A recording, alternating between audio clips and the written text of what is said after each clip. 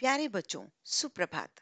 आज की इस वीडियो में हम लेकर आए हैं कक्षा 9 के लिए यूरोप में समाजवाद और रूसी क्रांति अध्याय में एक शब्द के उत्तर वाले प्रश्न। मैं उम्मीद करती हूँ कि आप जहाँ भी हैं खुश हैं, स्वस्थ हैं और अपने पढ़ाई पर पूरा पूरा ध्यान दे रहे हैं। आपकी पुस्तक का नाम भारत और समकालीन विश्व भाग 1।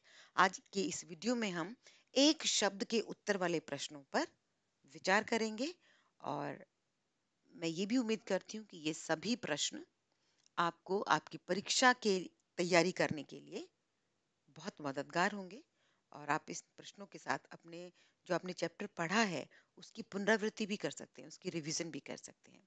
तो आइए शुरू करते हैं एक शब्द के उत्तर। पहला प्रश्न है, सामाजिक संरचना के क्षेत्र में परिवर्तन की संभावनाओं का सूत्रपात किस क्रांति से हुआ? जब आप चैप्टर को शुरू करते हैं तो ये सबसे पहले जो 3-4 लाइनें हैं आपके अध्याय में, वहीं से इस प्रश्न का जो है वो शुरुआत होता है। इस प्रश्न के उत्तर की भी शुरुआत होती है। उत्तर है फ्रांसीसी क्रांति। फ्रांसीसी क्रांति से सामाजिक संरचना के क्षेत्र में परिवर्तन की संभावनाओं का सूत्रपात हुआ और जो मुख्य रूप से ये भी कह सकते हैं हम कि रूसी क्रांति का एक वैचारिक आधार भी बना था। ठीक है। समाज की आर्थिक और सामाजिक सत्ता पर किसका नियंत्रण था? रूसी क्रांति जब हुई उस वक्त के समाज में जो अथॉरिटी थी, सरकार थी, वो किसके हाथों में थी? कुलीन वर्ग और चर्च के हाथों में। किसके हाथों में? कुलीन वर्ग और चर्च के हाथों में। तीसरा प्रश्न है, उदारवादी किस बात का समर्थन करते थे? आप सब जानते हैं कि जब रूसी क्रांति का समय था या रूसी क्रांति होने वाली थी, उस वक्त जो रूस का समाज था वो 3 तरह की विचारधाराओं में बटा हुआ था। उसमें एक विचारधारा उदारवाद की थी, एक विचारधारा रूढ़िवादियों की थी और एक विचारधारा रेडिकल्स की थी। तो आइए हम बारी-बारी से सबके बारे में देखेंगे। तो उदारवादी किस बात का समर्थन करते थे? कि सभी उदारवादी इस बात का समर्थन करते थे कि सभी धर्मों को बराबर का सम्मान मिलना चाहिए।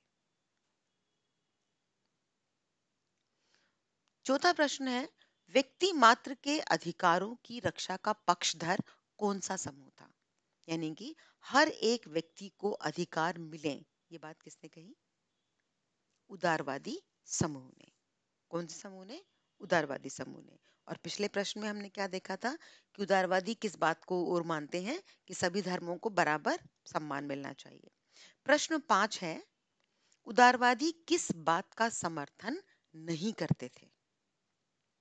और इसका उत्तर है, उदारवादी सभी नागरिकों को वोट देने के अधिकार का समर्थन नहीं करते थे।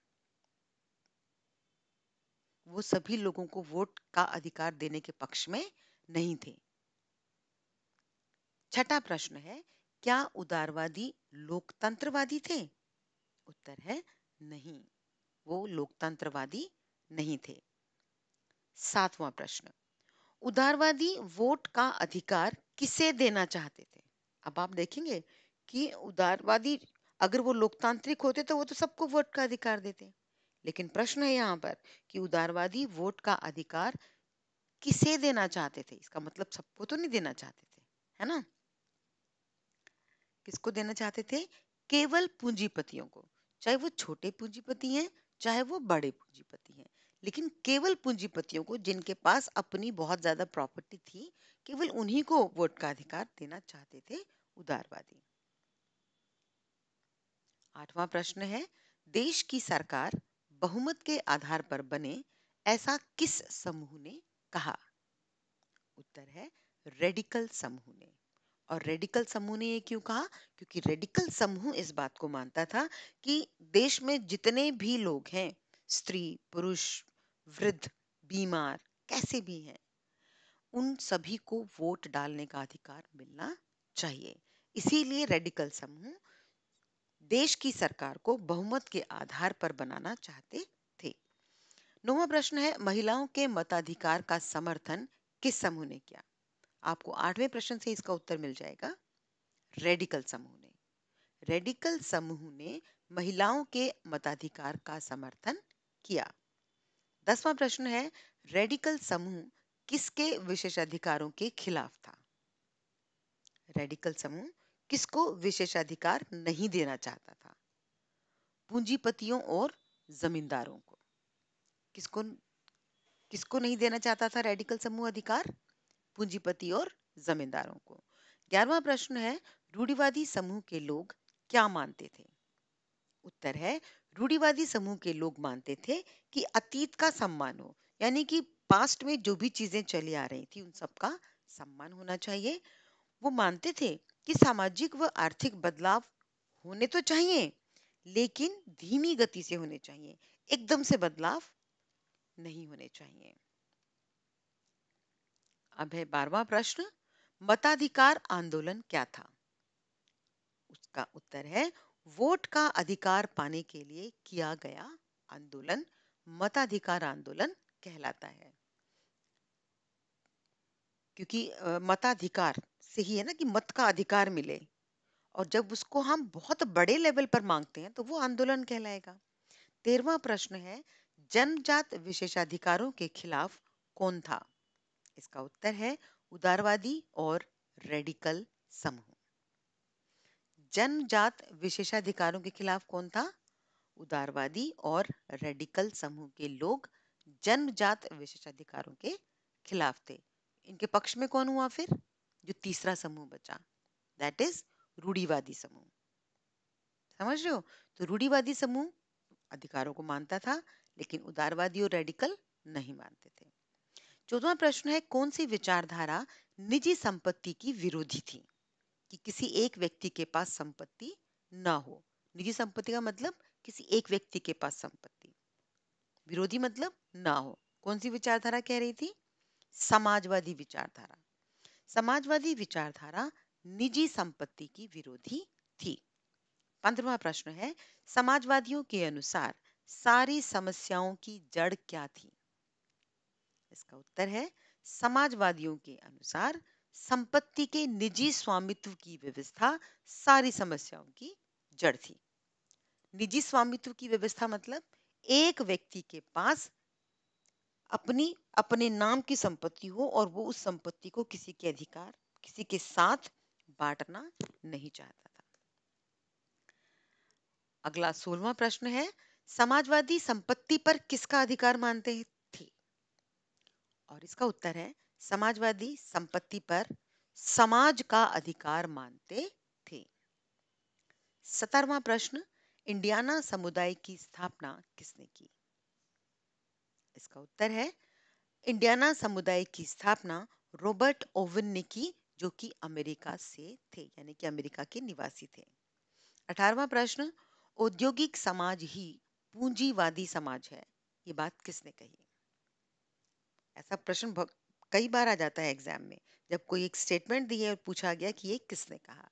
तो औद्योगिक समाज ही पूंजीवादी समाज है, ये कार्ल मार्क्स ने कहा। Karl Karl Marx. 19वां प्रश्न है, समाजवादी समाज का प्रत्यय किसने दिया? इसका उत्तर है, साम्यवादी समाज का प्रत्यय कार्ल मार्क्स ने ही दिया था। 20वां प्रश्न है आपका, पेरिस कम्यून क्या था? पेरिस कम्यून क्या था? उत्तर है, सामान्य जनों के समूह द्वारा सरकार पर कब्जा पेरिस कम्यून था। यानी कि जो भी वहां के आम लोग थे, जब उन्होंने गवर्नमेंट की अथॉरिटी पर कब्जा किया, तो वो जो ग्रुप ऑफ पीपल था वो पेरिस कम्यून कहलाया। अक्टूबर क्रांति किसे कहा जाता है? उत्तर है, 1917 में राजशाही के पतन, यानी कि रूस के राजा का पतन, और अक्टूबर की घटनाओं को ही अक्टूबर क्रांति कहा जाता है। याद रहेगा, अक्टूबर क्रांति क्या है? 1917 में राजा का पतन, राजशाही का पतन, और अक्टूबर में जितनी भी घटनाएं हुई उन सबको मिलाकर अक्टूबर क्रांति कहा जाता है। 1917 की क्रांति से पहले रूस पर किसका अधिकार था? जार निकोलस द्वितीय का। उत्तर क्या है? जार निकोलस द्वितीय। औद्योगिक क्रांति से पूर्व रूस की अधिकांश जनसंख्या किस कार्य में संलग्न थी? औद्योगिक क्रांति से पूर्व रूस की जो जनसंख्या थी वो कृषि कार्यों में संलग्न थी। तो प्यारे बच्चों, आज की वीडियो में इतना ही। अगली वीडियो में आपके साथ फिर मुलाकात होगी। तब तक आप अपना ध्यान रखेंगे और अपने आसपास के लोगों का भी ध्यान रखेंगे, और विशेष रूप से अपनी पढ़ाई पर ध्यान रखते हुए इस वीडियो के माध्यम से अपनी रिवीजन कीजिए, ताकि आपके सभी प्रत्यय, सभी कंसेप्ट्स क्लियर हो जाएं। अगर आपको फिर भी कोई कंफ्यूजन होता है, आप मुझे इनबॉक्स में मैसेज करके बात कर सकते हैं, और फिर हम आपके उन प्रश्नों पर एक बार फिर से बातचीत करेंगे। तो अगली वीडियो में फिर मुलाकात होगी। तब तक के लिए अपना ख्याल रखें, अपने आसपास के लोगों का ख्याल रखें। Take care, bye bye.